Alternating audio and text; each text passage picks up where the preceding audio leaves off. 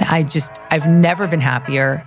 I've never felt more myself. I've never felt more serenity and peace and ease. I've never felt more faithful as a result of having some really uncomfortable things that I went through. And I don't think that people have to go through difficult traumatic events to be happy by any means. But when you have difficult experiences in life, don't be afraid of them. Just know that they're there to guide you deeper.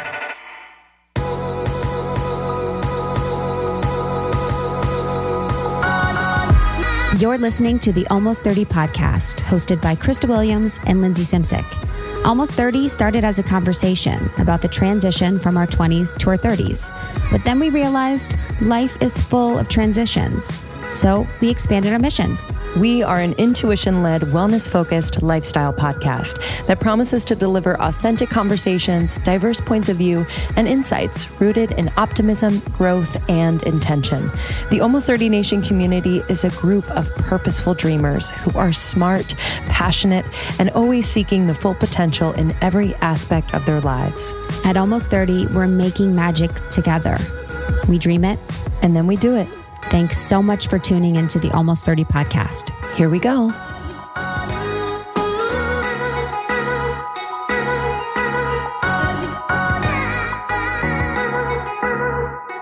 Hello, welcome to Almost 30 podcast. My name is Krista Williams, and this is my co-host, Lindsay Simsick. What's up?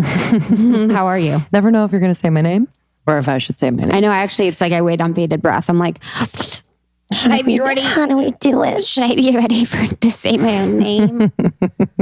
Almost 30 started as a conversation, you guys. So it started talking about the transition from our 20s to our 30s, and now it's so much more than that. So much more. We just want to make you feel a little less alone wherever you are.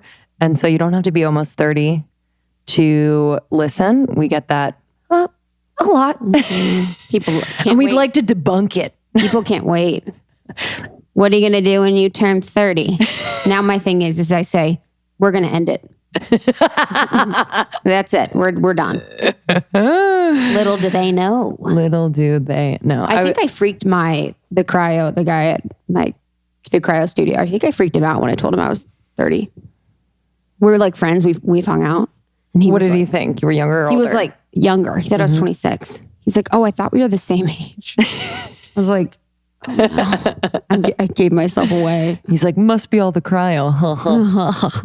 Anti-aging. I was describing it's always funny when you meet someone new and they're really interested about the podcasting space. And so I was describing it to someone the other day and how we started. And they were blown away by the beginnings of it and how we didn't give up.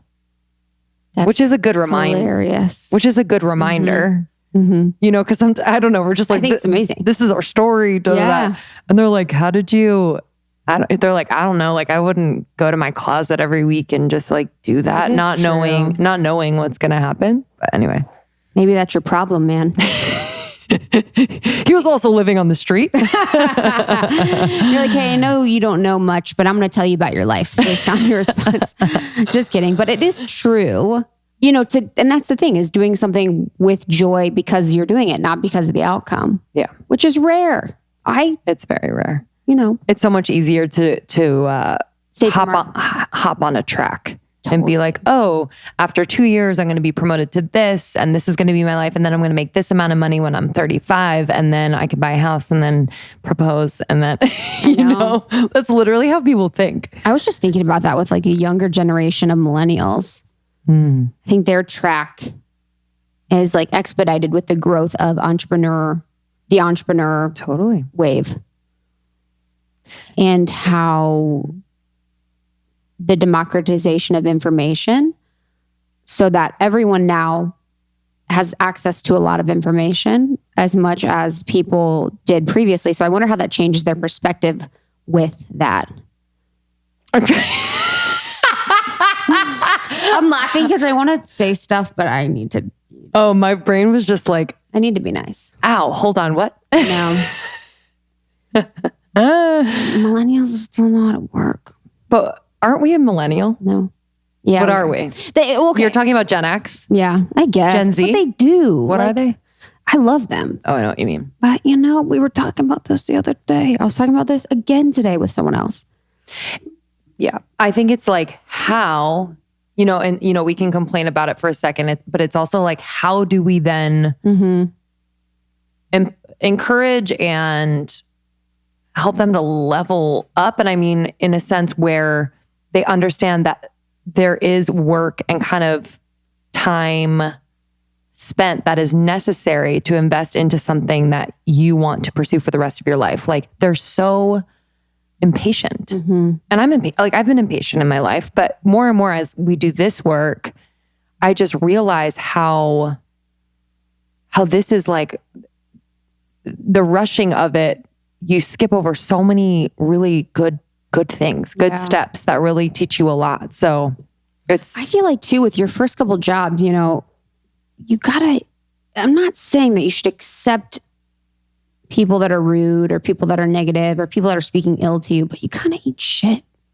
I completely agree. I did bullshit. You just do bullshit. You learn. You're given more responsibility as it's earned.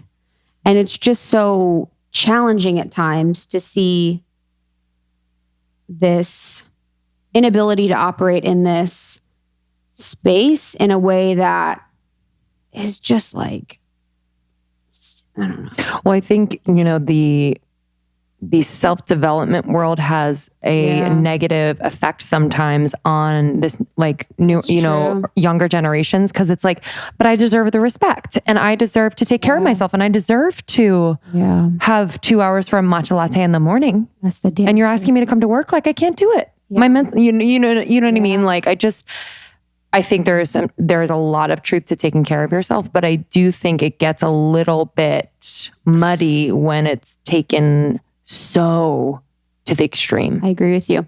Yeah, I guess that's probably, this is what I guess I will say is that I bet it's a confusing messaging and narrative for them. If they're seeing so much of the focus on the self-care, the prioritization of self, the prioritization of health and wellness and taking, doing the morning routine. And then they're also seeing the images of people working by the pool on their laptop, of, being in whatever industry they are, making money, making 100 zillion billion figures. Making 8 figures. Empowering people. Making 8 billion figures. Hey, everyone, we just want you to hold us accountable. If we ever say, we'll guarantee you figures. 8-figure income, you can honestly, just unsubscribe. Honestly, we're not going to guarantee figures. Yeah, so it's probably a confusing narrative to be within those two spaces, but and I don't know if that should be more transparency with the difficulty of the process or the unknowing of the process, and that's what I think we're trying to do, and I'm trying to do, but it's just, it's not all easy, and it doesn't always make sense, and it's really important that if you are somewhere, that you are somewhere and you're putting in the work to be there, and you're putting in the work personally to get the most for yourself and energetically for the commitment that you make doing whatever it is that you said you're going to do. You're not helping yourself if you're not, putting the best in for a situation. And those challenging moments that really make you want to give up are literally the moments where you're called to like level up and it'll change your life. That's the whole thing with my brother's a part of that generation too, where, there is this avoidance of the hard and the painful. And I get it because of what you said about, the narrative, because like they're told like, well, you just want to be happy. And, I've heard him say that I just want to be happy. And I take that seriously. But I also don't think a life without challenge is like a happy life. I do think there's a way to approach the challenge that could really help you to see the joy and the potential in every moment. Yep. Yeah. I mean, I think that's exactly what I wanted to talk about. And that was something I learned when I was in Patagonia for that month or so, and, didn't have access to anything, and had to have all my food with me in my kayak, whatever. So within the moment, you assume, okay, you're in Patagonia, it's beautiful, you're with these people in nature, all of these things, it's beautiful, but there are a lot of moments that aren't fun. And it's actually, they talk a lot about that within that, and even within the silent retreat, and even within a lot of these different things, it's not fun in the moment. And that's okay. It's okay to be a little uncomfortable. It's okay for it to be a little painful. It's okay for you to not be super cozy all the time. And that's where the growth happens. So the happiness comes later. And it's not like the appreciation and the gratitude for your life now because you experienced pain, but it's the recognition of what that discomfort has shown you. And I think that's where the challenge comes, is that because everyone has a voice with the internet and online. And, I would be the same, like throughout my discomfort in the corporate world at the beginning, I was so vocal about it. And there was so much that I learned that I wish I would have given recognition to. And I wish that I would have recognized that it's not super comfortable throughout the process of its entirety, but it has moments and it has parts and it has flow. Mm-hmm. Yeah, completely agree. I don't know. That's so true with that. Yeah, I think that's so true. It's like, I hope, it makes me just think of like the narrative that's going on. It's like where Instagram is a place where it's the highlights. So people aren't seeing those moments, aren't seeing the hard moments, aren't seeing the in between. So I just think that's why vulnerability and just transparency is so important. If you choose to be more of like a quote unquote public figure, have a voice out there, like it really is that important, not only for your growth, but for the people around you who look to you. It's a constant reminder for us to just, not sugarcoat how things are going and what's happening. We're going to celebrate the really good things, but there's also some things that are really hard. And it's not to say, oh, this is hard. It's just to say that like, this is happening in real time. And we're trusting that it's just a growth spurt, Mm-hmm. And that's the number one thing too, is it's like the phone is the number one cozy. You want to get cozy, take a fucking hour on your phone. Mm-hmm. That'll cozify your brain and your body. Mm-hmm. That's the number one, get out of an uncomfortable moment conversation. I even notice that sometimes with, Justice, my boyfriend, Justin, if we're having a conversation that feels a little hot, he'll get on his phone. Yep. To kind of divert that energy. Yep. My brother does that too. Yeah, man. I mean, it's the ultimate crutch, and I'm not perfect. I'm definitely not perfect at all, but it's just an interesting thing to think about, where you're trying to shift and dilute that. And you're looking for that cozy, if you're on your phone there, say, we were talking today about, the homeless situation in LA and across the United States, and homeless man comes on the subway, you get on your cozy, your phone. That's the number one. That's the number one diversion of human interaction, human feeling, human whatever. And that is the thing, I guess, when I think about the younger generation has more access to that. They have more of an awareness around that. And it's more like built into their psychology of their physical, it's in your physical body at a point. And I think about too, like the kids now that are given, and granted, no shame to parents who give their kids screens to kind of like give them a second. I will probably do that too. But it's also just kind of training them that like, okay, this is a comfort. This is, you know what I mean? To kind of not be in the moment and learn how to be here. Rather, it's just this thing that helps them to like behave. So it's just interesting that it's starting earlier and earlier. And I wonder how it's going to be in like 20 years when they are 30-year-olds. I know. Yeah, think about that as a last point on this is the rewiring of the brain that would need to happen. If you think about a chemical dependency to something, it involves the altering of the chemicals of your brain and the way that we react towards what happens on our phone through the dopamine and serotonin and all of the things that happen chemically. It's occurring without the drug. It's just the thing that it's almost like, part of when I think about like eating disorders or eating addictions or binge eating and stuff, it's like you have to eat to sustain life. And this is almost becoming that, where you have to have a phone to sustain life. And so it makes the relationship with that even harder. Absolutely. So, yeah. I was able to get away for a few days, and I'll do it like once a year where I do like a little solo getaway. And normally I stay at I'll stay at a hotel or something like that with the comforts and everything. So, but I decided to stay, and granted, it was still comfortable. It was an Airstream on this farm. And, I was like inspired by your silent retreat in the sense that I just wanted to be able to notice that discomfort too. Like, when I got there, and it also, when I got there, basically I turned my phone on Do Not Disturb, and it was so quiet, which was beautiful. But I noticed like my brain was like, okay, so, all right, you're like 10 miles from the beach. So why don't you drive to the beach? And then you're going to go, it was like my brain. And I recognized that it was my mind. Like my body was like, no, you're good. Like just be. But my mind was like, okay, so you're going to do this because, like you're away. You should like probably do some stuff. So it was interesting to notice that. But instead I just like sat on this beautiful little patio area. This place was like curated by this 6-year-old woman who's retired. And she just like, it's like a project of hers that she loves to kind of maintain. And she loves that people come and visit.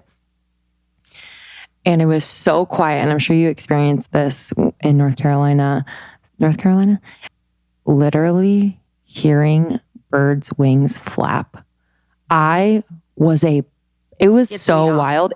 I was a puddle. Gets me off. I started bawling. And I think it was deeper than that. I don't know what was exactly happening. So true. But I was literally like, I literally looked at like the little lizard on the rock and I was like, oh my God. I know. I was just like overwhelmed because we don't simplify things that often. So like for it to be silent, simple, to hear every little like crunching of a nut of a squirrel, I was like, may I never forget this, and may I never like go this long before doing this again. And may my children, if I'm lucky enough to have children, may they experience, like I literally wrote down, I was like, my children will see stars every night. Like, you know what I mean? Just reminding me, because I'm like, this is so simple and so good for us as humans, like, because it's just all so interconnected, and like, you just realize how much nature knows that you don't. It's like it was very, very, very emotional. But yeah, Ojai is a special place. I do think there's like some, there's wealth there. There's all the things there, as there will be in beautiful places that people find out about. And, but there is a simplicity there that I really appreciated. And the farmers and the organic farms, like just north of Ojai, it's just like, it's so, so beautiful. And yeah, the not scheduling thing was something that I recommend like people do maybe a couple times a month, where they have a day where they have nothing scheduled. Doesn't mean you don't have to do anything, but it's just going moment by moment, ideally, and just being like, okay, what do I want to do? What do I really want to do? What does like my heart and soul want to do? Is it take a walk? Okay. Is it lay down on the floor? Okay. Is it go outside? Okay. Like it's interesting what your soul actually wants to do and what you're forcing it to do most of the time. So that was really beautiful. And then for me, it's also really hard during solo vacations to be in social settings and be okay with being alone. So just because there's I don't know if it's like a nervous system thing where I just automatically, I'm like, okay, what are they thinking? Yeah. Or I just go for like, I'll want to go to my phone, but I went to this little. Yeah, it's all, yeah. Sometimes I'm just don't want to talk to anyone. Totally. Yeah. Like, but the point is like not feeling like you need to do anything. Of course. Which is, a challenge. But I went to this like little, it's like a half shop, half wine bar. And it was like this outdoor area, and it was like off hours, probably at like 3. And no one was really there yet, but people started to trickle in. But like I was there by myself. I like got a glass of wine. I just like laid on this couch. I was like, oh. Took off your shirt. Like basically, like that was the vibe.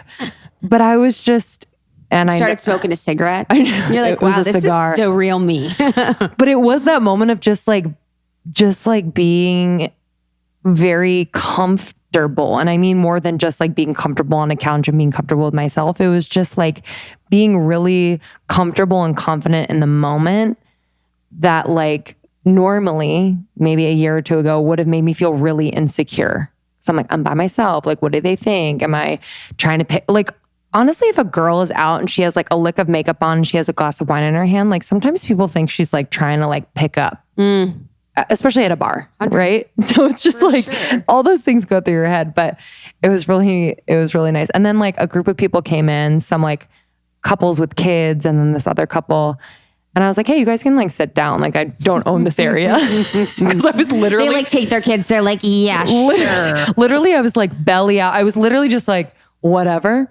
And they came over and they just sat and they're like, what are you doing here? But they were so inquisitive and sweet. And the kids were so funny and sweet. And I was just like. As a couple, they're probably a little jealous.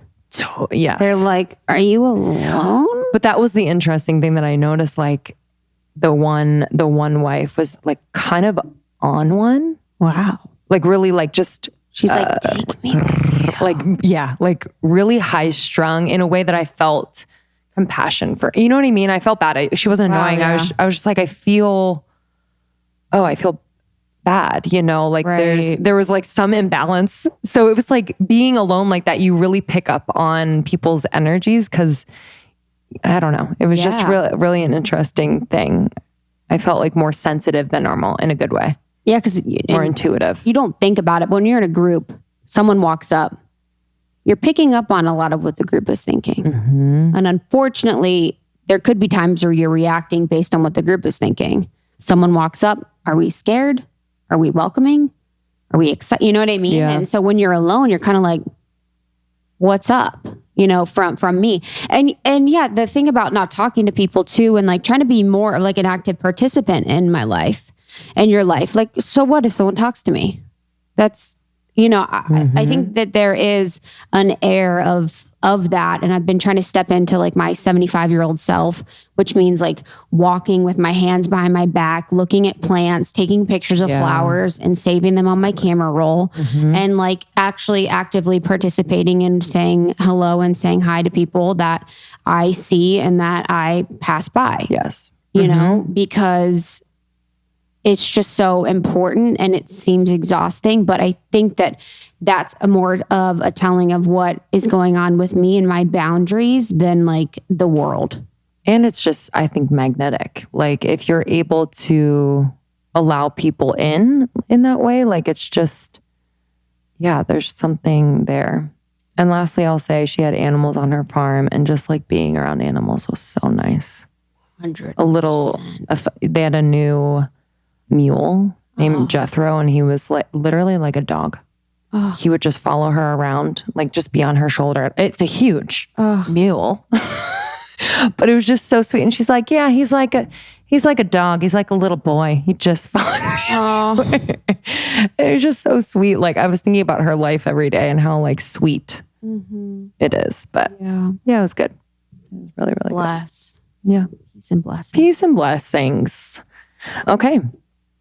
This is huge. This is big. We have Gabrielle Bernstein on the podcast. She's a badass, dude. Meeting her was so cool and refreshing and inspiring. And I just love the cut of her jib. I think she is so everything people think she is, which is amazing, which is enlightened, which is spiritual, which is real, which is beautiful, which is kind. I just really love her. It was a joy to see her in New York and to record in person.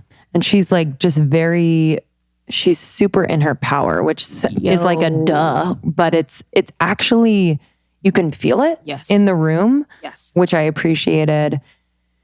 And she's also like, she was very, very real and transparent about her struggles with postpartum, which, you know, we didn't plan to talk about, but I just love that she is talking about it. Yeah, that was major. I just been having a conversation with one of my friends from home about postpartum depression. So it came at like a perfect time.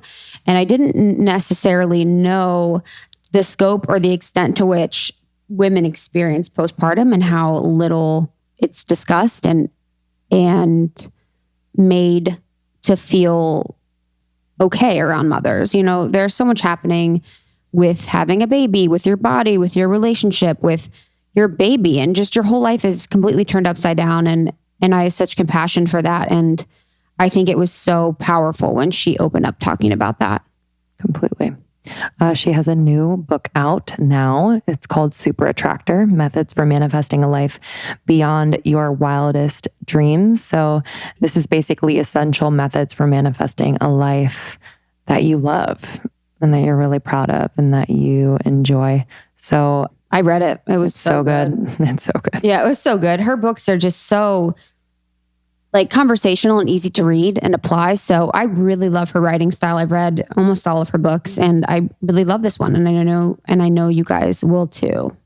So you can learn more at gabbybernstein.com and definitely join our secret Facebook group to have just a larger conversation about the topics we discuss in this interview, and follow us on Instagram as well. You know, we always love hearing from you. And if you'd like to share this episode, it's always great to share on social media so that more people can know about it. But we love you guys. Thank you to Gabby for making the time. She's a busy mom. Mm-hmm. So that's like a new thing for her. Was, you know, I know a lot of you out there can relate to. So yeah. And if you want to be a part of our events, come join us on tour, almost30podcast.com/tour. We have New York coming up. We're so excited for our New York leg. We have shows on human design, on the alchemy of voice with Nikki Glazer, the comedian. We're also doing Philly and DC. So we're excited for those stops. And then a few more happening through the year. So our tour stops are so engaging, fun. You get amazing swag bags. You get to connect with the beautiful women of the Almost 30 Nation community, and they are the best. The best. Thanks for listening, and we'll see you on the other side. See you soon.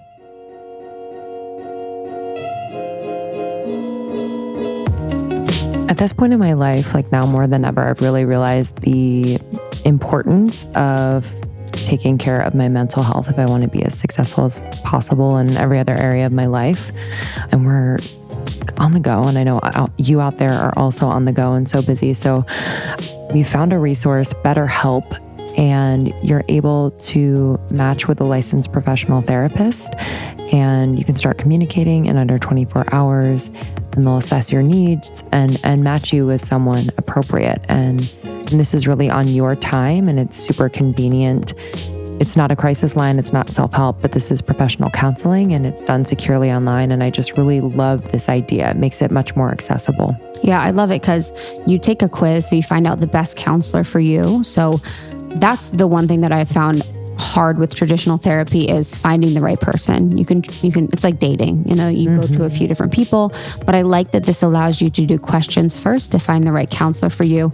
And then you can communicate with them however works best for you, whether that's messaging with phone, video, chat, however you can communicate or choose to communicate with them is up to you. So it really puts, you know, the power in your hands and gives you therapy when you need it. So you guys know we're all about getting the support you need through all the transitions in your life. So BetterHelp is our favorite resource to do that. And it's more affordable than traditional offline counseling, and financial aid is available. So visit betterhelp.com/almost30. That's better, HELP, and join the over 500,000 people taking charge of their mental health with experienced professionals. So again, that's betterhelp.com/almost30, and you'll get 10% off your first month. betterhelp.com/almost30.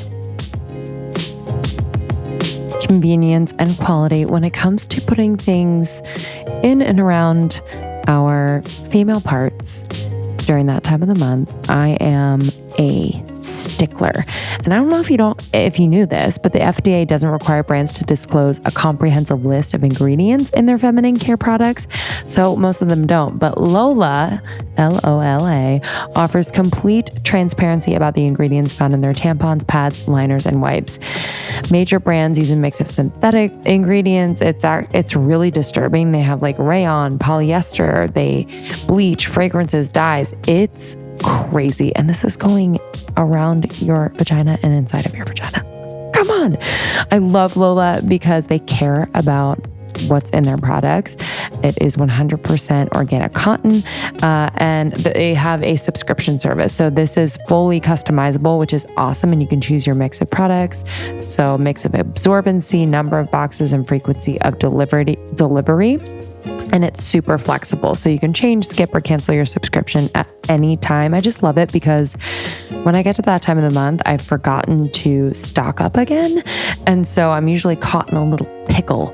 But since Lola comes to my door every month, I'm covered. And this company is founded by women for women. So happy to partner with Lola. So if you'd like to try Lola, we highly, highly recommend. And you can go to mylola.com and you can use our code almost 2019 for 30% off. So that's ALMOST2019 for 30% off at mylola.com. The code again is almost 2019 for 30% off.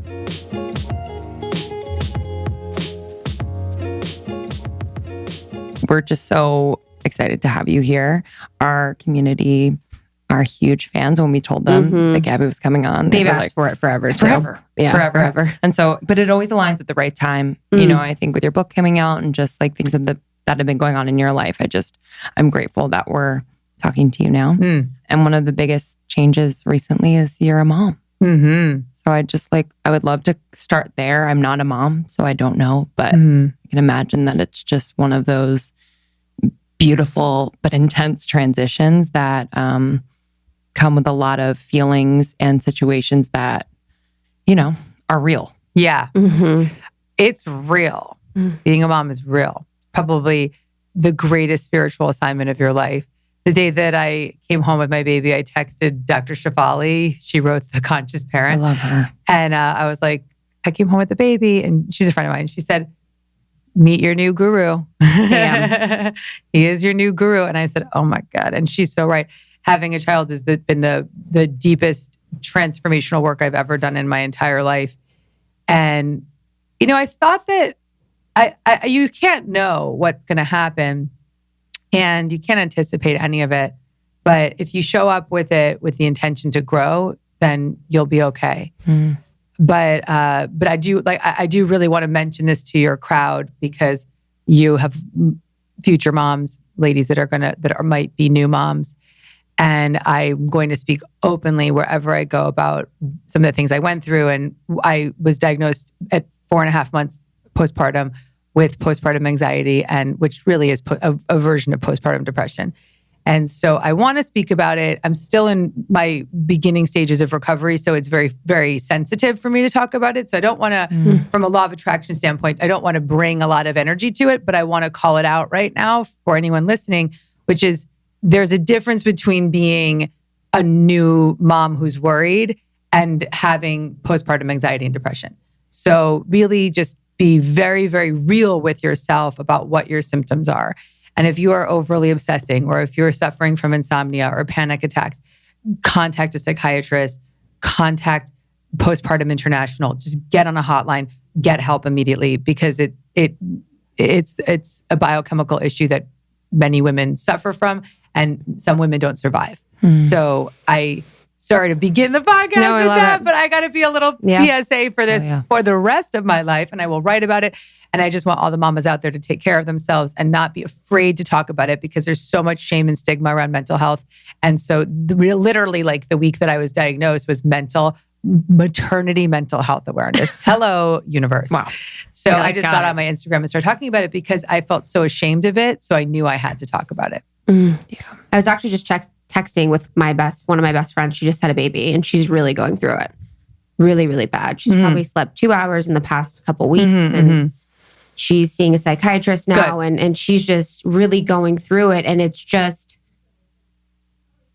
so heartbreaking and so confusing and I'm sure so isolating. So within that situation, I think about her and I think about all the moms. Like, do you feel like in this, I don't know if this is too personal, but did you feel like you had people to turn to? Well, I absolutely did. And most women don't. Yeah. And so, here I was with like Marianne Williamson on speed dial and access to the best fertility psychiatrist, Alexandra Sachs, who's written a book that everyone should go get.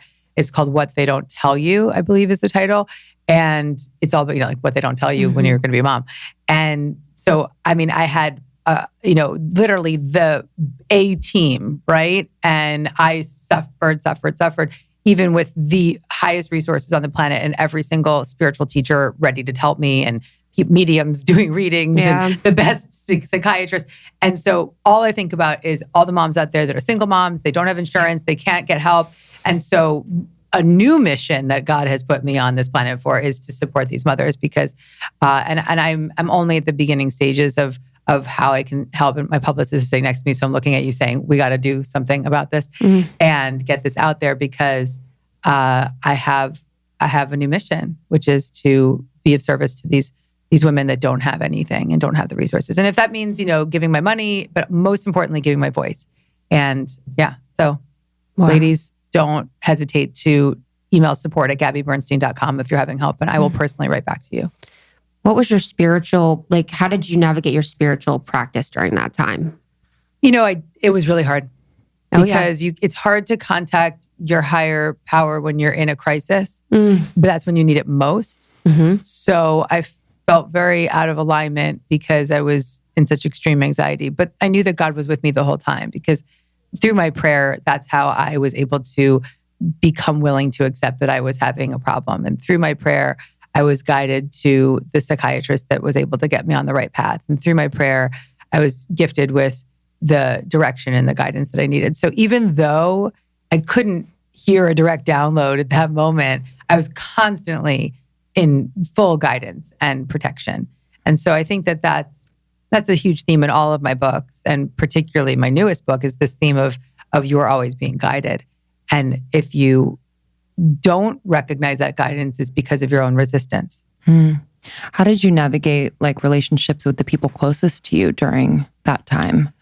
My poor husband was super traumatized. And so we got to give the husbands a lot of love and compassion for what the moms go through. Because they don't know. I mean, if someone hasn't dealt with anxiety, they don't understand what a panic attack is. They can't understand. And so it's terrifying for him. I am very blessed with the most incredible friends in the world. So in addition to all these amazing resources that I was able to access, my friends were just I was doing a retreat one weekend and my two best friends came to babysit me that weekend to make sure I was going to be okay in the middle of the night.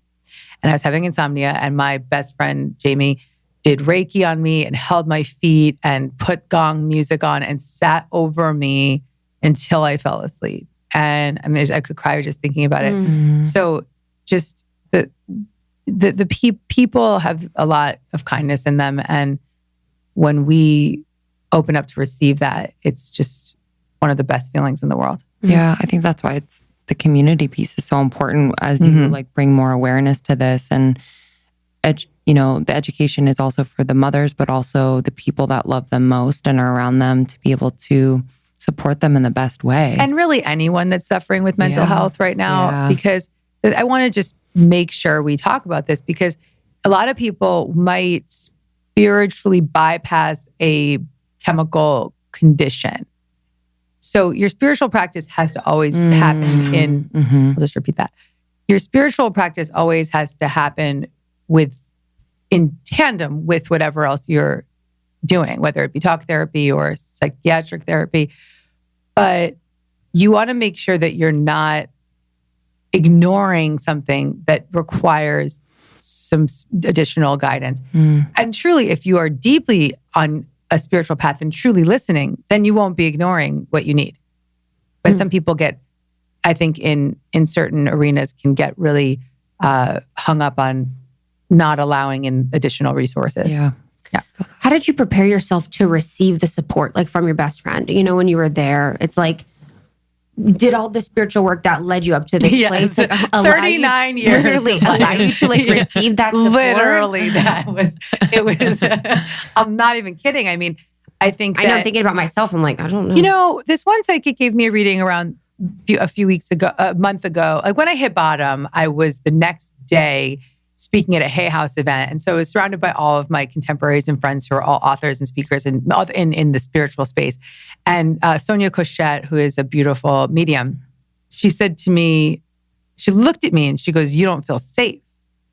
And then she just started reading me right there at the table and said to me that this whole thing that was happening to me was this cracking open so that in this lifetime, I could learn how to truly receive.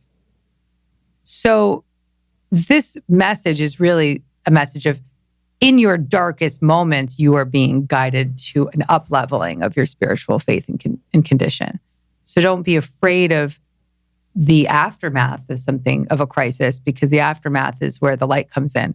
There's this quote that I always recognize, which is a Rumi quote, which is, the wound is the place where the light enters you. So the message in this is that you don't have to fear your bottom. Welcome it.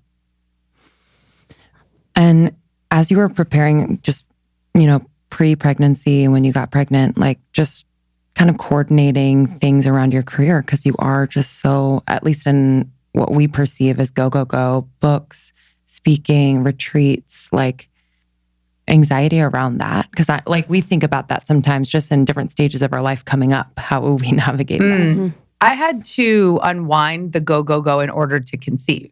So again, it was, sometimes I have to learn things by throwing my head against the wall. But, I was trying to conceive for 3 years. And then in the fall of 17, I was launching my book, Judgment Detox. And I was also really struggling with a gut condition called SIBO, which mainly happens from stress. And so the stress that I had put myself under for so many years caused major gut inflammation and SIBO. And I've written a whole blog about it. So if someone's having a gut issue, just Google Gabby Bernstein gut and you will land on that blog. Yeah. I'll put it in the show notes. Yeah, put it in the show notes, because that blog has helped so many people. I get emails every single day from people saying, oh my God, you just redirected my life with this blog. So I think God just gives me these little suffering moments so that I can come out. I really do. I know it. I know that it's for the greater good. I got it. I get it. And I have to show up for them and I come out the other side. But I'm now ready. I'm claiming it here on your podcast. I am ready for an easier ride. Yeah, truly. I'm ready. I'm ready to cruise control now. So I had SIBO, and that was the biggest blessing for me, actually, because when you recover from SIBO and you have to take antibiotics, but then you have to go, I put myself on this really serious keto diet where I cooked for myself for 6 months. Every single thing I ate was cooked and from my own kitchen. Every bite of food. When I would go out to restaurants, I'd bring my own food. If I went to a wedding, I'd bring my own food. It was really, really funny. But I healed myself because I really, really showed up. But the food wouldn't have been enough. I had to completely eradicate stress from my life. So at that stage, I decided that stress was no longer an option. And I reprogrammed my stress response. I straight up got to a place in my life where I was no longer tolerant of stress. And I started to just maybe work 2 hours a day, rely on my team more than I ever had before, rely on my husband more than I ever had before, take an hour sauna every single day, yoga. And I worked for, at the time, for 14 years to get to the place where I could afford to walk away and let people support me. And that didn't mean that I didn't show up for a book tour, and it didn't mean that I didn't write another book that year, but and get pregnant. But it was what allowed me to conceive, because it was not only healing my gut, which I believe also does affect your vaginal flora and just everything. Your gut is the epicenter of everything. But I also, by really reducing my stress to the point that I was able to conceive. So that was in February it was really from November to February where I really started to resurrect myself. And then getting pregnant allowed me to just stay committed to that practice of just working for a few hours a day, maybe less, sometimes more, depending on the day. If I had a lot going on, if I was launching something or was heavily in the middle of a book launch, I might be working a little bit more, but mainly just really committed to working very little. But I also work what I could do in 2 hours, and I'm going to brag about this, someone would do in 3 days. So I get shit done. Okay. So I could work in 2 days because I would get so much done in that short period of time. And because I had a team that I built that would really help me. So the long ass answer to your question is I don't feel like I'm that hustle person anymore. It's a strange shift because I spent probably 8 years of my life hustling, and then the last year and a half not. Right. Having a child helps too because it's so much responsibility. So you don't have to, you I don't know. I don't care about things as much as I used to. Reprioritizes everything. Oh my God. You know what I mean? Don't care. Yeah. You're like, this relationship, no. This and thing, especially no. like even going through the postpartum anxiety, like I'm like, if like things don't go as well in some area, I'm like, whatever. Nothing matters. I just went through such a crisis that I just feel like being able to survive dark times just puts everything in perspective. I have been loving my Felix Gray glasses so much. I'm down to save my eyeballs for all it's worth. It's helping my eye strain. I didn't really know that that's what was causing, headaches that I'd be having. And they look fresh. Yeah, that's the thing. They look so fresh. That's the thing. I like wearing them around. Yes. I feel cool. Yeah, I was having headaches as well. I was waking up with like eyeball headaches and I didn't know why. And this has been really helpful. I mean, when you consider how much time during the day you're staring at screens, so whether it's phone, computer, TV, scrolling through social media, whatever it is, we really can't eliminate completely, but we can protect our eyes. And Felix Gray is awesome because they filter out 90% of high energy blue light and eliminate 99% of glare coming from your daily barrage of screens. And unlike other blue light filtering glasses, Felix Gray uses proprietary blue light technology embedded in the lenses. So it's not like this weird like film over the top of it. They look so fucking cool. And the styles I love. I got the clear ones that are like a bigger frame. They're square. They're dope. And they just look good. You can get them in prescription and non-prescription and readers. Yeah, they're so awesome. So if you'd like to try Felix Gray for free shipping and 30 days of risk-free returns, you can go to felixgrayGlasses.com/almost30. So that's FELIXGRAY glasses.com/almost30 for free shipping and 30 days of risk-free returns. Hopefully by now you can trust us to recommend the best snacks on the planet. We are huge snackers. Yeah, and Go Macro is a staple, especially when we're on the road. So we eat, Chris is vegan. I'm not, but when we're on the road, I eat plant-based. And so these vegan protein bars with super clean ingredients are just the best choice. Yeah, they're so good. I love the texture. And the fact they're vegan, of course, is a huge win for me. Justin loves them, even though he's not vegan. And I really love the story, of how they created the bars. So there was 2 founders, a mother and a daughter, who created Go Macro in their kitchen in Wisconsin. The mother was diagnosed with breast cancer, and to combat cancer and help her through treatment, she adopted a plant-based microbiotic diet. And with this, they created Go Macro bars. So that we are all about everything with our sponsors as it relates to their story, the founders, their mission. And we just love their mission. We love the founders, and we really, really appreciate that the product is just as good. Yeah, it's delicious. My favorite is the coconut and almond butter chocolate chips bar. My favorite words all together. Yeah, literally.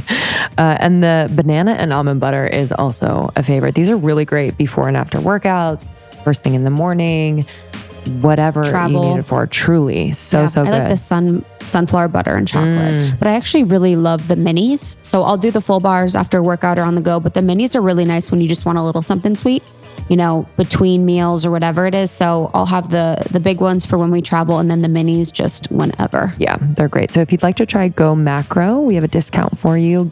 GoMacro.com, GoMacro.com. Use the code almost30 and you'll get 20% off. So that's GoMacro.com. Use the code almost30 for 20% off.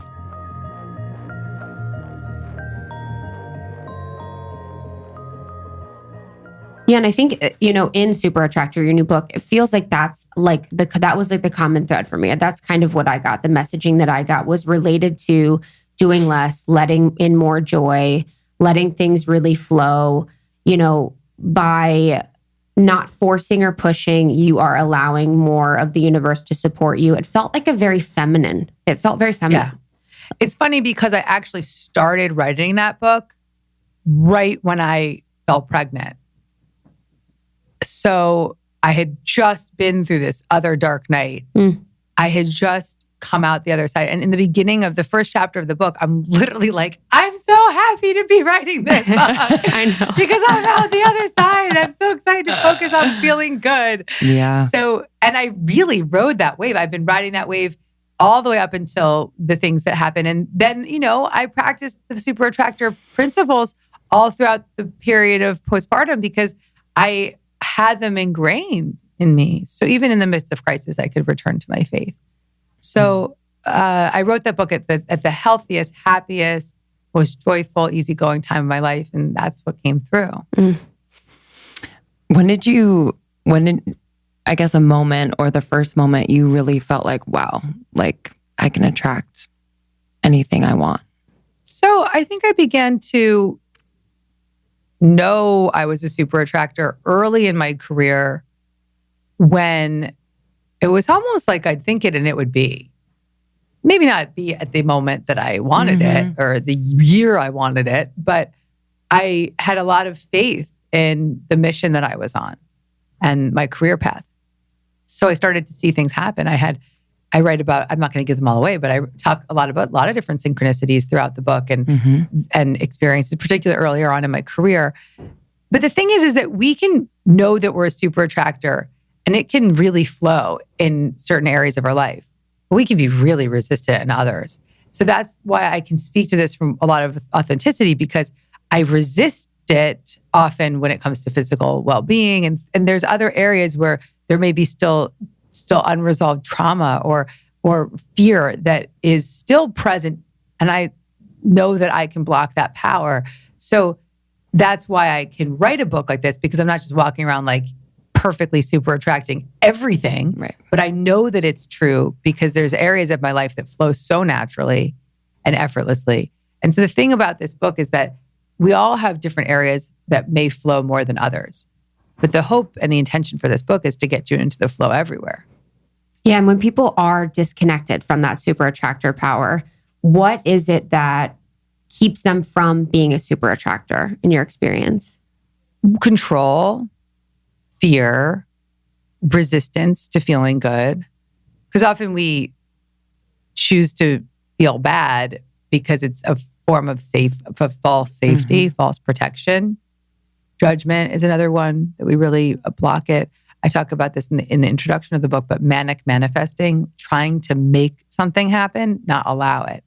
So a lot of people out there are like, I'm doing vision boards and I'm looking and I'm talking and I'm affirming and I'm doing everything. And that energy is really frantic and it's needy and the universe doesn't respond to it. So it's being in an energy of allowing that is it's faith, it's a sense of knowing, it's joy and allowing that really keep you connected and in alignment.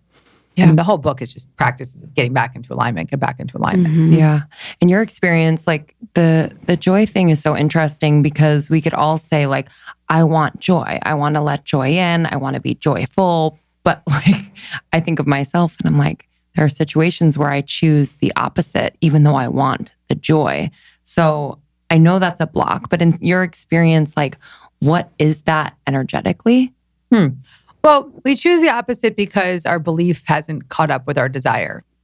So for whatever reason, we believe that we have to struggle to have success, or we believe that our body isn't well, or we believe that we can't find love, or whatever the belief systems are that keep us in consistent resistance of the good in our life. So we kind of have to work it out from a belief system standpoint first. And so some of that is mental reconditioning, and some of that is surrendering to a higher power to ask for these beliefs to be transformed. Because sometimes we can't on our own resurrect our mind. We have to surrender our thoughts. And that's where spiritual practice comes in, which is really offering up these thoughts of resistance to a higher power of our own understanding to reorganize them for us. Yeah, that's been really nice for me. And it was nice to read that in Super Attractor, was to like put that on my guides and my angels. You know, I've had a relationship with my guides and my angels for the past, you know, from my understanding of what, as an adult, you know, probably as a child as well. But in the past 5 years, it's been just deepened. But it's been so nice in this past year to realize that I can ask for their support and that I can, you know, put things on them and they want to support in that way. You know, I would have conversations and get validations, but it was never until this year that I could be like, okay, can you help me do this? Yeah. Can you do this for me? Or can you show me the way? Or can you whatever? And it's been one of the nicest things, you know, to feel that and to feel that energetic shift and lift. It's just so beautiful. And I loved that you talked about that in your book. Yeah, it's the first time that I am pushing that metaphysical envelope a little bit more to talk about what it means to have a guidance beyond your physical sight. So having a angel guide, or having a deceased family member, or a guide of any form that is supporting you. And we all have a team of guides that are around us supporting us. It's not something that we talk about on podcasts typically, unless it's something we do. Yeah, exactly. Here we might Every week. And I'm going to be more because it's in the book. And that's, you know, that's a beautiful thing. Like I just did an interview yesterday and someone was like, well, you were kind of, you know, at the forefront of this new movement of seekers 14 years ago. Did you ever, like, what do you think about where it is now? Where people, and I was just like, there's nothing cooler than the fact that it's being spiritual is so trendy. And that it's, that's what it's allowed me to write about angels and guides in a book, because I don't have to, when I was first starting out, I didn't even say God, I said inner guide or spirit junkie. I just was always constantly expanding the language around it. But it's free now. I'm totally free to just say how I feel and say what I believe. Did you already have that understanding and you were just kind of holding back? Yeah, totally. Wow, okay. It was just like, it's just sort of expanding the spiritual lexicon. I feel you. Yeah.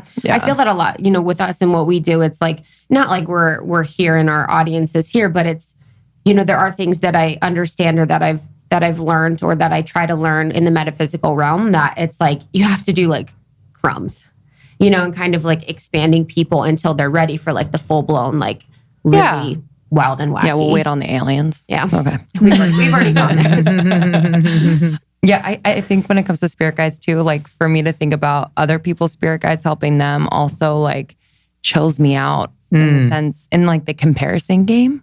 Yeah. I don't know how to articulate that well, but I just think of them taking care of that person, and that if I'm comparing myself to that person, it doesn't make sense because they have a completely different like guiding system, and there's room for everyone. That's a nice way to look at it. What has been your experience with comparison in the spiritual world, in this wellness world? I know it can be dense. I'm happy to say that that's not really my hang up. I don't really care what other people are doing. Love that. Love that. I care from the standpoint of I'm proud of people. I care from the standpoint of when I recognize someone doing something that's not safe, I would probably likely call them out just gently and kindly, just to be on the safe side. But I haven't really been hung up about other people's stuff. That's why I feel really good about, that's why I wrote a book called Judgment Detox. I felt really good about being able to teach people to heal their comparison and judgment. Doesn't mean I don't judge. It just means that comparing myself to other people hasn't been a thing for me. But I can definitely judge. Yeah. And that's why I had to write a book about it. Wait, do you know your human design? I don't know. Yeah. No. I was just thinking about that because I'm a projector too, and I'm kind of the same. It's like, I don't really compare. I'm more of like a judger, judging myself and not really judging to others, because it's almost like scary for me. I'm like, dude, I could go down a rabbit hole with that whole thing.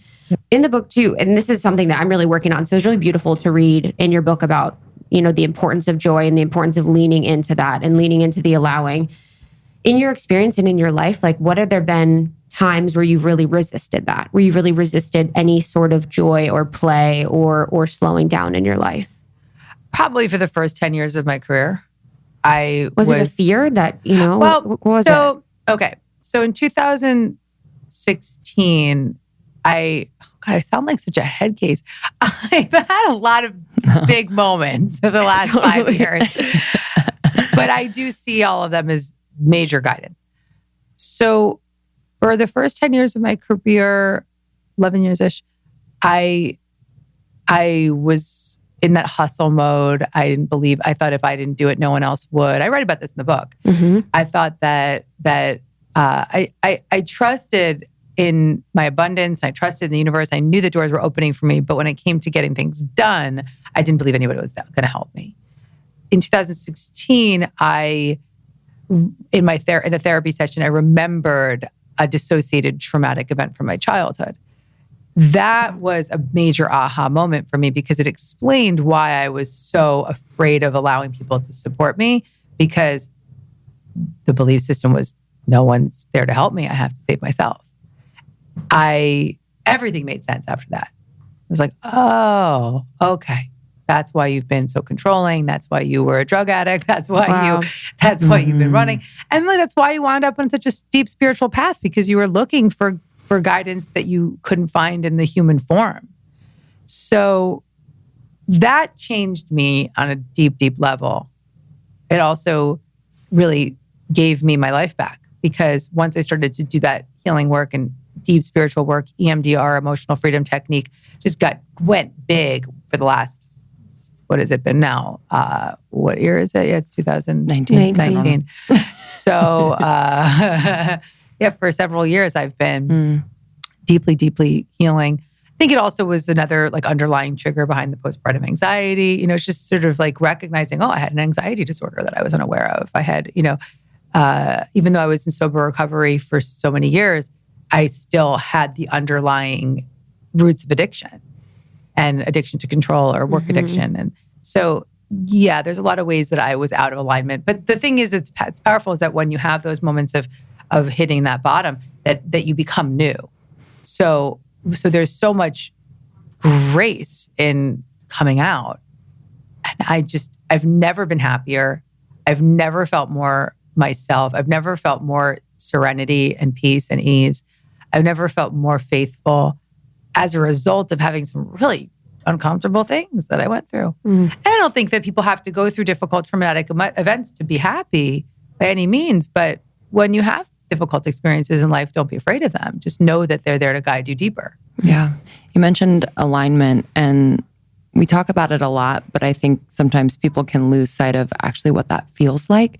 Is there something that you do, or a few things that you do in the beginning of the day, just to kind of get yourself aligned and on track? Oh, yeah. I pray every night before I go to sleep. I also read spiritual texts. I have major sleep hygiene now, which I really think is important for everyone to know. Sleep hygiene. Turn off your devices at least an hour before bed. I mean, my phone's off at 8 o'clock. I'm going to bed at 9:30 or 10. Don't get into heavy conversation. Don't watch television or anything. Just turn it all off. Have some kind of wind down routine, like bath, meditation. I meditate at night in my office in a separate room. Don't meditate. They say that the bed is only for sex and sleep. So go meditate upstairs, go read upstairs, or, wherever if you have another, if you live in a studio apartment, maybe sit on the sofa or something, or on the floor. I don't know. But just give yourself that space to wind down. And then, I do read for a few minutes in bed to fall off. That's not a completely sleep hygiene thing, but it is just something that I don't like to lie in bed just falling asleep, right? So that was part of the problems I was having. So read a little, fall asleep. But but that prayer and that meditation at night just begins my next day. Yeah. It sets me up to win for the next day. And then when I wake up in the morning, these days I wake up, I don't even use an alarm because my alarm is named Oliver, and he will wake me up at 6:30 or 7 a.m. And I will, typically my husband gives him a bottle in the morning. So I'll get him the bottle and then I'll go back and I'll meditate. And so that's another way to begin my day. And then I have many, many, many self-care practices throughout the day. So I do an hour of exercise a day. Minimum, sometimes 2 these days. I mean, I am exercise was one of the big things that really supported me through the anxiety that I was dealing with. So if someone is anxious, just run, walk, get your body moving. It is just such relief. And then I have specific meditation practices that I do throughout the day as well. And so far, being a mom, how is it? What has your son taught you as your teacher? He has taught me unwavering faith, which I wrote about, it's actually the last chapter in Super Attractor is Unwavering Faith in the Universe. So he's definitely taught that to me. Like today, right? He's going to have to transition out of the Magic Merlin into the sleep sack. I have to just have faith. And that's going to be the rest of my life. Like if I send him off to sleepaway camp, I'm going to have faith that he's going to be okay. It's the greatest practice in turning things over and turning something over to a higher power, because there's things I can do to support him, but I can't control him. Mm-hmm. He's his own man. Mm-hmm. Little baby man. He is a man. Do you have any like unlearnings to do? I think our parents are just different generations and dealing with their own kind of unlearnings from their parents. So do you have anything that we were like, okay, I'm going to do this different? And not in a bad way, but just like, I'm going to do this different. Most things. Yeah. What I will teach my son that my mom taught me is that he can do anything. My mom taught me that I could do anything. I mean, I think that's some of my greatest successes in life have come because of that yes, I can mentality that my mom taught me, which was very limitless, and seeing my mom work her ass off and seeing my mom just start a jewelry business and start a CBD business. And so I had to tell her, I'm like, Mom, it's not quite legal yet. Like you can't sell CBD on the internet without I'll be the first. Yeah, I'm like, I was literally like, you can't start a CBD. I could see her whole world shattered when I started telling her she was going to go to jail. Oh my God. But she's a real entrepreneur. So, but that I will teach him for sure, that he can do anything. My husband and I joke, I'm like, you're going to teach him how to read and spell and do math, and I'm going to teach him confidence. There you go. Yeah. But don't ask me to teach him math. I got it.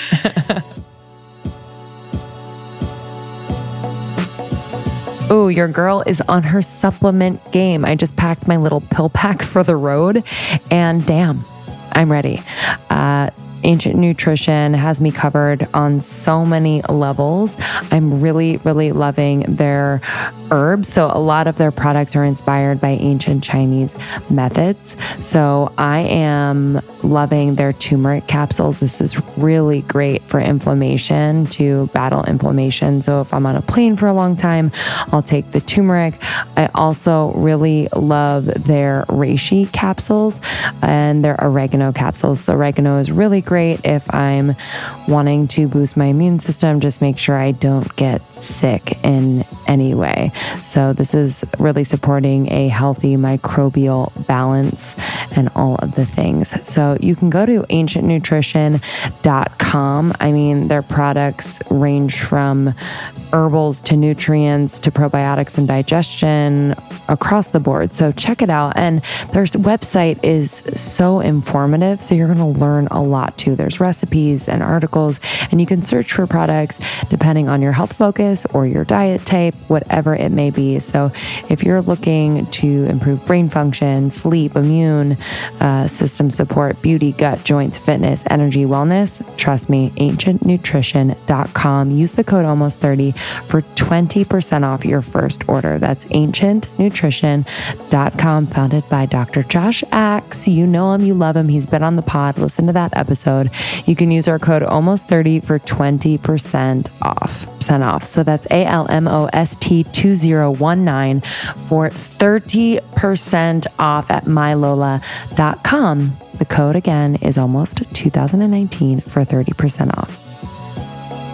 For those of you out there that want to have a better look, insight into your fertility health, we highly recommend Modern Fertility. So that they have the science that helps you do this. They have the tools and the support right there for you. So you test your fertility hormones easily, either at home or at a lab.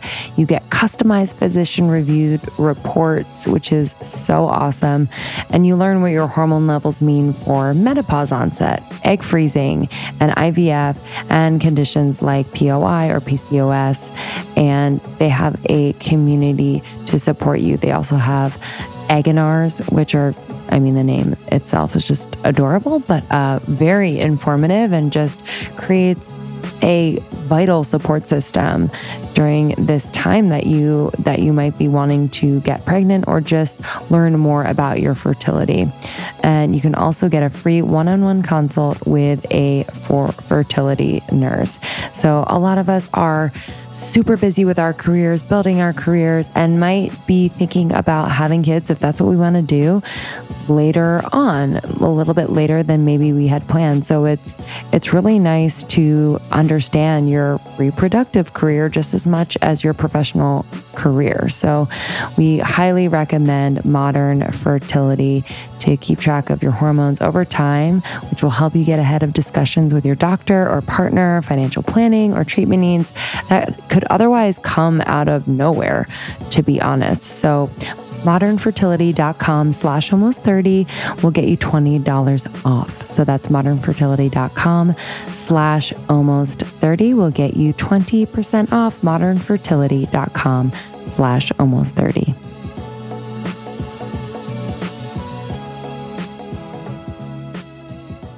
How did you apply the lessons from Super Attractor when you were going through like your darkest moments? You know, when you think about how, not like your vibration is lower, but when you are in such a dark place where it feels like it's hard to think anything's positive. It's hard to think at a high vibe level. In the so it's been like, I've been a few weeks since I've been in like, maybe really a week that I've been in like consistent recovery. It's just new, it's fresh. Yeah. But through the period where I was really, really suffering, the only thing that I could do was just keep praying, because I couldn't get centered through meditation because my anxiety was so extreme.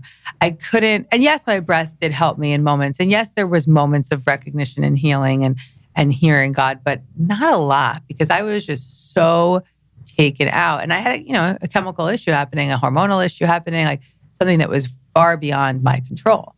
So all I could do was release control to the best of my ability. And that all I could do was pray. And so I prayed all day long. I prayed through journaling. I prayed through talking. I prayed out loud. I prayed walking. I prayed, it was just like, I prayed through talking to friends. I just was in constant prayer for guidance and support, and just really, really, that's all I could do. Mm-hmm. But the universe responded. Yeah, definitely. We're happy you're back.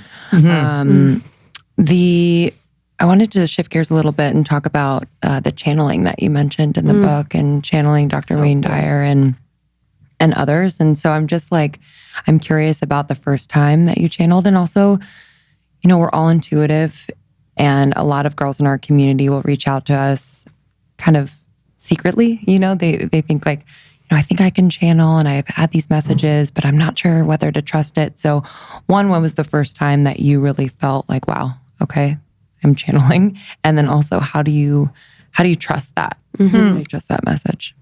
Well, I think I wrote about this in my book, Spirit Junkie.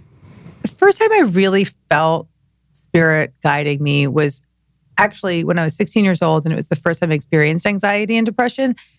I didn't know how to get out of it. So my mom taught me how to meditate. I started using a mantra. Soham was the mantra. I remember going with my boyfriend out to the Hamptons to a house that he had a friend staying at. And I was super anxious when we pulled up to the house. And I said, listen, let me go meditate, because this is the only thing that's been helping me. They stepped away, and I went into this little room in a house I'd never been in. And I started meditating. And all of a sudden, my extremities started to tingle. And I just felt this warmth come over me. And I felt this just blanket of relaxation and peace settle in. And I knew that was a presence beyond me. There was no denying it.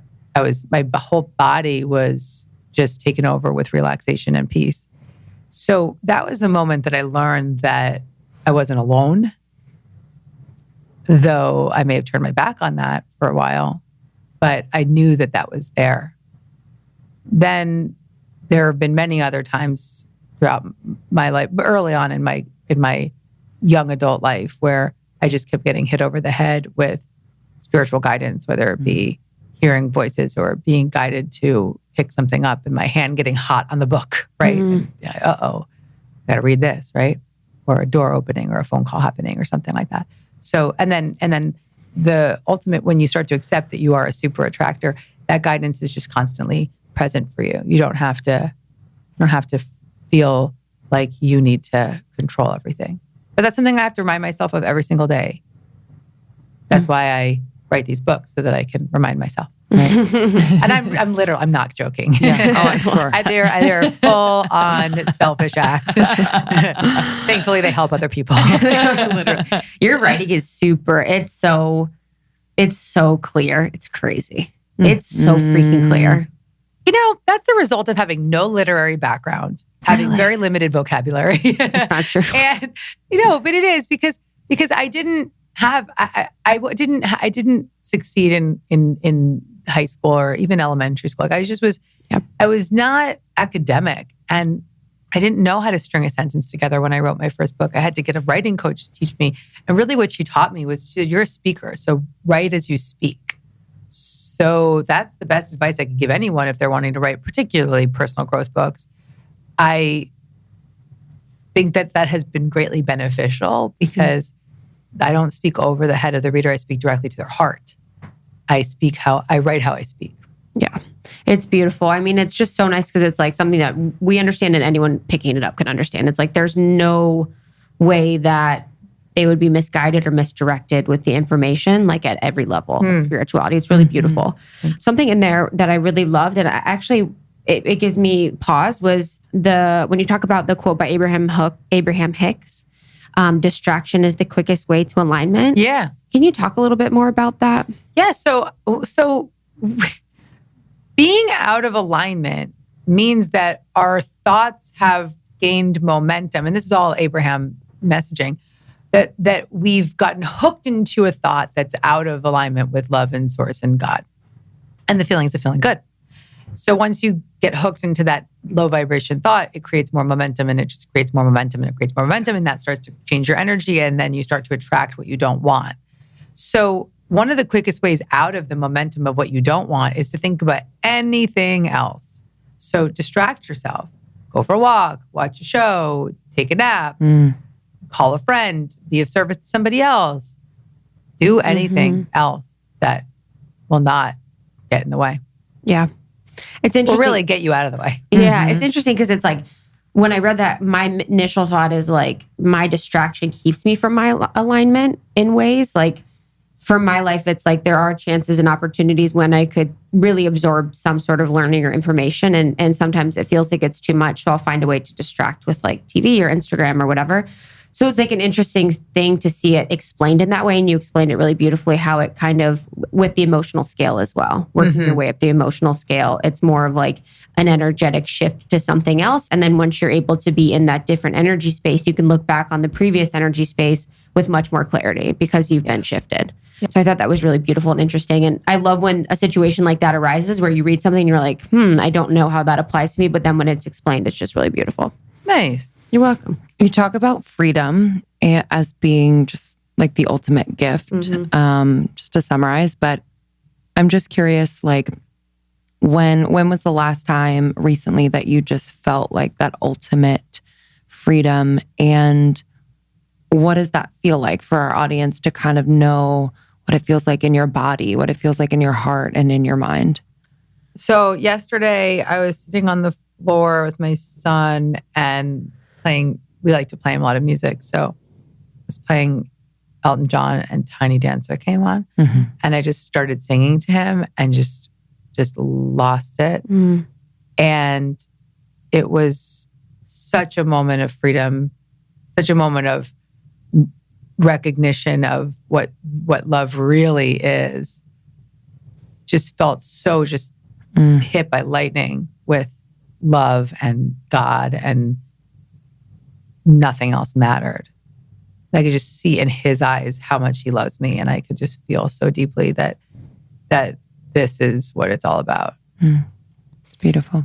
Is it weird sometimes that when you think, as a mother, I always wonder that, like, if I'm going to look back and be like, the rest, like, everything else was details. And then you go have a kid and you're like, oh, this is that shit. Like, this is that thing that everyone was talking about. Like, do you think you experienced those moments of bliss at that power or capacity before your son? Or do you think it's like the epitome of that feeling of love and that feeling of that lightning bolt moment? I've had those feelings being on stage. So I channel most when I'm speaking. That's the way that God speaks through me. So I've felt those feelings deeply before. Not for another human being like this, but, and I've, of course, you know, you fall in love and you feel that kind of feeling. And I felt that for my husband. But it wasn't an unfamiliar feeling. No, just coming for a different reason. It's beautiful. And it's like seeing it through his eyes too. Yeah. Just so simple. pure. You know, simple. Just with their mom, like in their underwear, just like singing. In their diaper. In their diaper. Like that is like true life. Yes. Beautiful. Yes. Is there anything that you have not done yet that you want to do and can talk about? I haven't been on Ellen. Oh, I will do that. No, you will do that. That's like you will do the that. only. I'm looking at Sarah, my publicist. I'm like, no, that's like I'm just sitting here like, no, there's nothing. But I'd like to be on Ellen. Yeah. So that's another thing I'll teach you all is be unapologetic about what you want. I love that. Yeah. I'd like to be on Ellen. I mean, because what that means to me is something more than just dancing with Ellen, but it means really reaching audiences beyond what I can do. So that's always how I felt about Oprah was like, you know, the desire to be an Oprah. Yeah, there was ego in that. Like, that's awesome. I can be an Oprah. But more importantly, it was like, this will catapult the work I'm doing in a way that I can't do on my own. I allow this guidance to come through. So I feel the same way right now about Ellen or whatever else God has in store for me. But frankly, I don't feel like anything's missing right now. We're really at all. I got my baby. Yeah. I'd like to have another one. I will. I know I'm going to have another one. I know that. Soon. I'm going to be 40 in November. You're like, it's time. That's so beautiful. All right. This has been great. Thank you for being here. Yeah. Again, just the right time. It just feels so good. And Super Attractor will be out in September. The date is September 24th. Perfect. 24th. Yeah, we're so excited. So please get this book. It is yet another just really solid tool in your toolbox. And also all of your books I can just open to any page because I'll read it all the way through and then I leave it by my bedside. And then before bed, like you were saying, just a few minutes, I kind of use to read something and you open it up and there's always just exactly what you need to hear. It's funny. It might sound weird, but I have the galley for Super Attractor, which we've given you guys the first reader's copy next to my bed. And it has the cover image on it. It's beautiful. I look over at myself sometimes. I've left it next to my bed for that reason, to just pick it up and let myself be reminded of what I've written and remind myself to guide myself back. But I also have done it from the standpoint of manifesting, to just like when I look over and I see that image, it's kind of angelic. It's like I wanted the image to look like I was coming out of the light. And it did. So I look over and I'm like, oh, that feels good. Like that is the vision of me that I want to be in the world. So me looking over at that image every night, I know is manifesting this book on bedsides throughout the world. Yeah. So I look forward to going to bed with you all. Truly. We love that. And waking up next to you all. Your little beautiful angel face. It is. It's like, It's so beautiful. she is coming through the light. It's beautiful. That was the hope. And the funny thing was, it was like a spring-ish day. And we were shooting outside. But I had this vision of it being like really white and angelic. And like, and so I was like the outside's gonna be kind of green. Like, I don't know what's gonna happen. It snowed that day. Like full blown snowstorm. What? And so we had to shoot like with like this like beat boom light or like this thing over my head. And so it was all this, what you see in the background of all that like sort of like misty, it's been photoshopped and like glazed over, but that mistiness is snow. Whoa. Yeah. Wow. Yeah. I was like, I was thinking, she's definitely like, I was like, she's in a studio. They have like a light above. That's crazy. That is my backyard. I love that. that. Snowstorm. I love that. Love that. That's it, people. Thank you again. Thank you so much for coming. Thank you for speaking on, your experience with postpartum too. Yeah, that means I a think lot. we're really excited to share that. Yeah. And if anyone's suffering with mental health, just don't be ashamed of it, please. I am so with you. I understand and I am with you. Mm-hmm. Yeah. Bless. All right, y'all. We love you. Maybe see you on the next one. Bye. Thanks, Bye. guys. Thank you so much, Gabby. It was such a pleasure. Yeah, we love you. And if you'd like to learn more about Gabby Bernstein in general, go to gabbybernstein.com. And then her new book, Super Attractor, is out now everywhere books are sold. Yeah, it's a great one. It was an easy, quick read, and I just really loved it. I really loved a few specific pieces that, we talked about in the interview. And we have some exciting things coming in LA. Please join us for a very, very special workshop. It is a Define Feminine Awakening workshop happening at Calamigos Ranch in Malibu. It is limited to 20 women.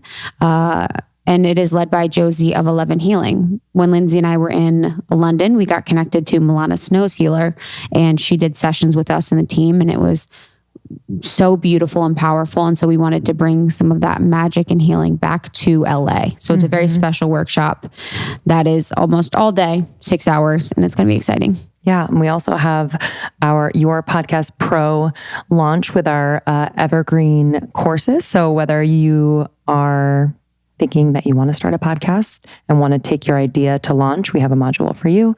If you have a podcast and are interested in just really fine-tuning, focusing your branding and marketing, we have one for you. And for those that want to start monetizing, we have a module that just goes deep into how to monetize, maintain those relationships, and, make it your full-time biz if that's what you want to do. So we're really excited for that launch. That is happening September 30th. So stay tuned for that. Yeah, super excited about that relaunch. Any other event dates are at almost30podcast.com/tour. New York City is happening, 3 events happening in New York. And then we have DC and Philly, Miami, and come join us in LA. So excited and honored to be a part of your process and journey. And thank you so much for tuning into the Almost 30 podcast. We love you. See you next time.